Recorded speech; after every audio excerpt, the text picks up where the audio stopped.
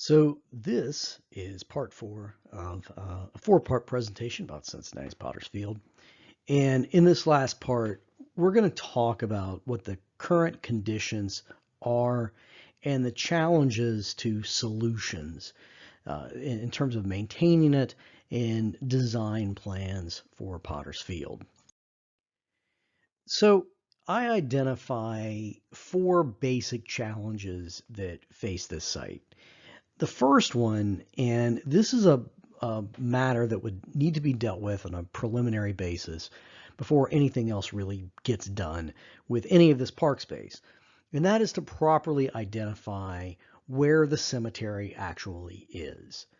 And that sounds simple, but it's a lot more complicated than it sounds.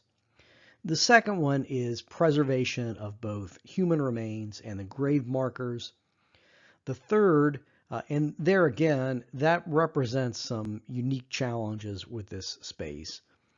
The third is creating minimal legal protections because currently there are none. And the fourth is some of the complicated internal jurisdictional issues that feed into this absence of legal protection. So conventional wisdom, meaning what's accepted within the city of Cincinnati, is that Potter's Field is roughly 26 acres and it sits on the northwest side of Gurley Road. However, this is just simply not true. There's no reason to believe it. The original site was purchased in 1852. It originally consisted of 26.38 acres. And this map shows you that the original site was on both sides of Gurley Road. There's about 40% of this site that is on the southeast side of Gurley Road. So this portion of it, what we call Potter's Field today, is this area. This area that all sits on the northeast side of Gurley Road. But that's actually only part of it, probably about 60% of it.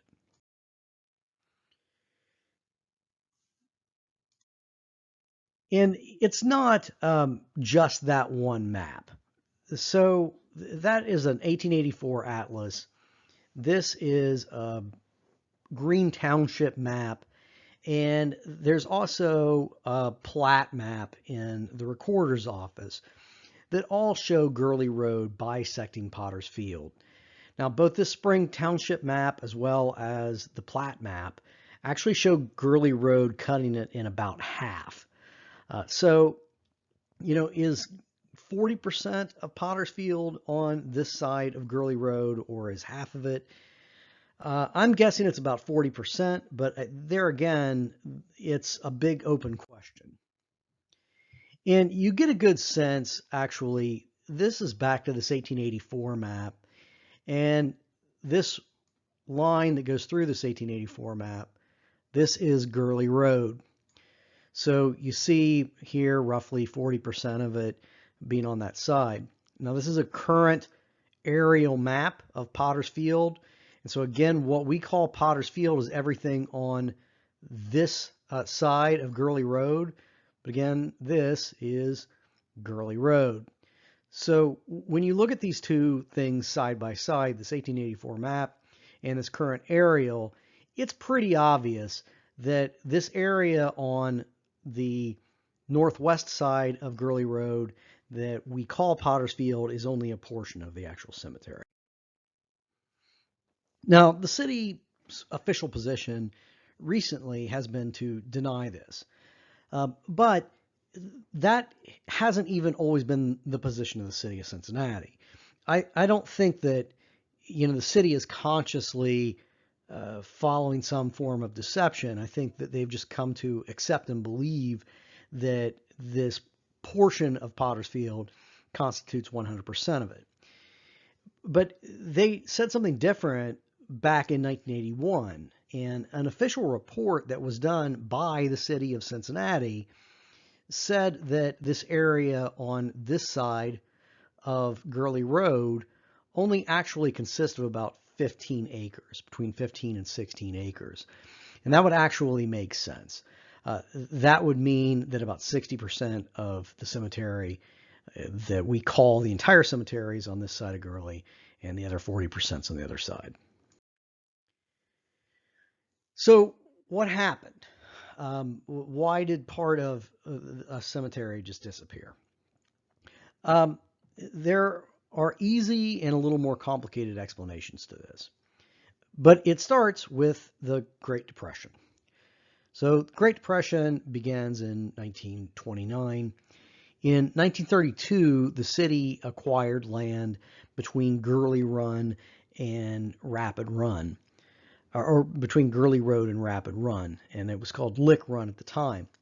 Now, if we go back to this 1884 map again, right here is Gurley Road, and this is what we call Rapid Run today. It was called Lick Run at the time. So the city acquired land over here, and it turned roughly this area into Rapid Run Park. Now, something happens just a couple of years after that. And the city at this period of time is going through pretty severe fiscal crisis. It is the Great Depression. People aren't paying taxes because they're out of work, business is down, etc. So cities are also hard hit. And in this climate, in 1934, Cincinnati City Council passed a resolution that transferred, quote, property lying to the north of Lick Run Park and known as Potter's Field, a portion of which is desirable for park purposes, to the Parks Department. So this was a transfer, really basically an internal transfer from the city of Cincinnati generally to the Parks Department. But what it means is that we can state as an absolute fact that the city of Cincinnati turned part of Potter's Field into Rapid Run Park in 1934. And that probably means roughly this 11 acres of what we call Rapid Run Park. Now, this is the big pond in Rapid Run Park, and this is the shelter house, and somewhere around in here are the nature trails of Rapid Run. So probably most of this area that was transferred to the Parks Department is forested, and it's mostly pretty steep. But I think that it probably gets into areas that are treated as just kind of general parkland. So what happened to the remains that were in that part of Potter's Field? There's two possibilities, and the first one is that nobody was ever buried there. It's become the position of the city over the years that this part of the park was desirable to become park because nobody had ever been buried there. But when you go back and look at the original transfer documents, they don't say any such thing. They're silent on the question of human remains. Now, it is possible that because this area is very steep, very hilly, that nobody was ever buried there. And that could be true. So it then gets transferred to parks, and that's fine. There's no problem. The second possibility, however, is that this was a very crowded part of the cemetery, and nobody claimed at the time that there weren't bodies there. They just thought it was okay to turn it into park space. And there's actually precedent for that. Now, the case for there never having been burials there is just the topography of it. When you walk it, you do see that it's steep, but that's actually true of quite a bit of Potter's Field. It was always relatively hilly, steep, kind of unattractive land for purposes of doing much of anything useful. The case for the idea that there are bodies still under what we call Rapid Run Park is multiple references that date back to the turn of the last century that talk about how crowded Pottersfield was. They were burying people 2 and 3 deep because they were running out of room. I mean, they were having to reuse the portions of the park where they were burying people. Now, again, it's possible that they were only burying people on the portion of this land that was easiest to use, and they were reusing that. But there was definitely a crowding problem, and it was bad enough that, it merits multiple complaints by a lot of different people over a series of decades. And as a result of that, there was expansion of Pottersfield a couple of times. There's even a 1911 article that says that the city, quote unquote, closed the old burial ground and they began using a new 40-acre site on the other side of Gurley Road. It is unclear to me right now, without doing much more detailed title work and without possibly some surveys, ground penetrating sonar, things of that nature, it's unclear to me what this 40 acres references. It's possible that it was part of what became Dunham Recreation Area. But here again, there are open questions. And 40 acres is a whole lot of land. And we have these indications that in the 1910s, they started burying people on another site adjacent to this that is a 40-acre site. So, we have this kind of ongoing question. And there's even, when we look back at the Depression era, there is some possible motivation for why the city would just turn a blind eye to part of Pottersfield and call it parkland. They were accessing federal money, federal WPA money, to do things like build the shelter house that's on Rapid Run Park. And it's a beautiful shelter house. But, a broke city that is accessing federal dollars has a motivation to just declare that a indigent cemetery that's overcrowded and that can't be reused anymore and is just a hassle and expense to maintain is now parkland, and we can access federal money, to maintain and deal with the park. So that additional 40 acres, I have no idea. I suspect that it means that part of what we call Dunham Recreation Area today is also actually part of Potter's Field. But right now, that is just purely speculation. When you look again at this map, it's roughly 53 acres that the city acquired in 1879. It's this area north of Potter's Field. This area here, this is now what we call Dunham Recreation. And down here is Potter's Field. On this map, you'll see this parcel of land, which did not belong to the city and is in between. That appears to roughly be this portion of land. And where we see Dunham Rec over here on this 1884 map, that really kind of follows most of the contour of what is Dunham today. It goes a little farther than that, actually. But we have Pottersfield here. That's this section. We have this cutout that doesn't belong to the city, and then we have Dunham Rec above it. So that 40 acres, I have no idea. Could be over here. It could be up here. Maybe it never got used at all. So that's challenge number one, which is, where is the cemetery? What is the cemetery? Where are the bodies? The second challenge is the preservation of the human remains and the grave markers that are there. And those are two separate challenges. The grave markers, as I noted in the former part of this presentation, there's really only a 4-year period of time in the history of the cemetery that goes back to 1852 when there was any kind of serious attempt to put down grave markers for the people that are interred there. And that occurred between 1960 and 1964.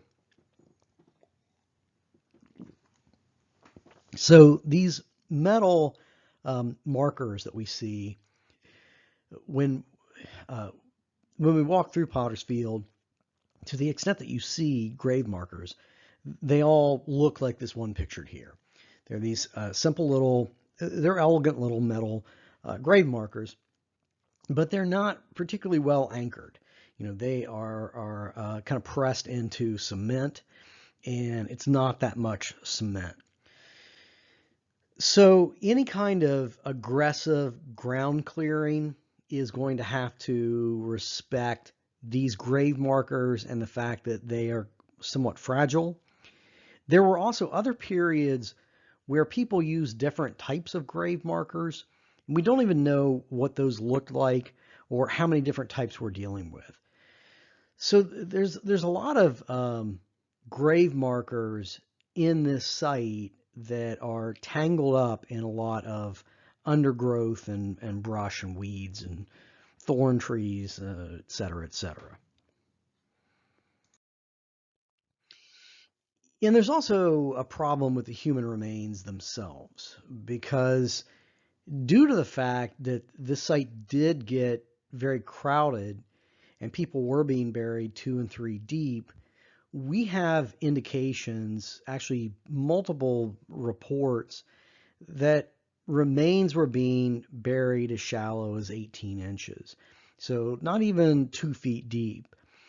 And the topography of this, even on sort of the flattest parts of it, it's still hilly. So there's been a lot of erosion. So when you're burying somebody 18 inches deep back in the late 1800s, and you then have erosion occurring on that site in all of the subsequent years, there is a good chance that we have a lot of human remains that are very near the surface of this property. And the honeysuckle that has been growing there, because the city has not maintained the site, done anything to maintain it since 1982. So the invasive species that are there, the honeysuckle, the thorn trees, they have pretty extensive root systems. So that's another concern when we talk about how we clear this site, that we have a lot of plants that are not desirable to be maintained on the site, but they are at this point pretty deeply rooted and entangled with the bodies that we're trying to respect and maintain. The other challenge that we have is just a practical question about the control of Potter's Field. Cincinnati, a lot of cities have a Parks and Recreation department, and Cincinnati does not have a Parks and Rec. Cincinnati has a Parks Department and a Recreation Department, and they are completely separate entities with different management structures and different sources of income and different levels of control by City Council. And that's problematic in this particular instance because Dunham Recreation Area, that area up here that used to belong to Dunham Hospital, this is controlled by the City Recreation Department. Conversely, Rapid Run Park down here south of Potter's Field is controlled by the Parks Department, as is Potter's Field itself. So all of this is a near contiguous park system, but it's controlled by two completely different entities within the city of Cincinnati. Now, this may not make sense to you. It's not made sense to a lot of people in the history of Cincinnati, but without getting into that conversation, why this occurred and why it's perpetuated, it's good enough for our purposes right now to say that it's not going to change anytime soon. So what is the city's obligation? What's the park department's obligation? What's the city's obligation to maintain this site? Well, that's kind of depressing. Article 2, Section 6 of the City of Cincinnati's Administrative Code says that the city manager shall assign responsibility for maintaining and preserving public cemeteries. So those cemeteries that are owned and controlled by the City of Cincinnati, the city manager has to delineate that responsibility to somebody. In the instance of Potter's Field, they have put the Parks Department in control of that site.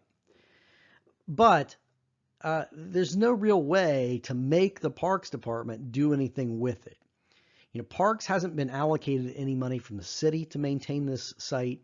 Parks itself, which gets its funding from a combination of the city and private funding, it has not done anything to fund this site.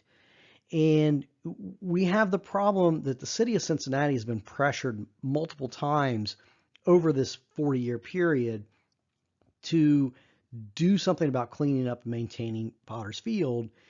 And we have had the solicitor's office issue opinions stating that they have no responsibility to anybody else in the world to do anything other than not maintain this site. So there's not a lot of legal recourse to that. It's interestingly frustrating because the state of Ohio has no protection for human remains or historic cemeteries. It is the only state in the United States that does not have some level of protection for either human remains, and or historic burial grounds, but it doesn't. So there's no real higher authority here. The city owns the site. The city is responsible for maintaining the site. The city refuses, has historically refused to maintain the site. And the solicitor's office in the city has said that they have no responsibility or obligation to maintain it. So that's where we're at with Potter's Field, and that's why it looks like it does. I am Michael D. Morgan. This is my email address, and if you guys have any further questions about Potter's Field and its current condition, feel free to reach out.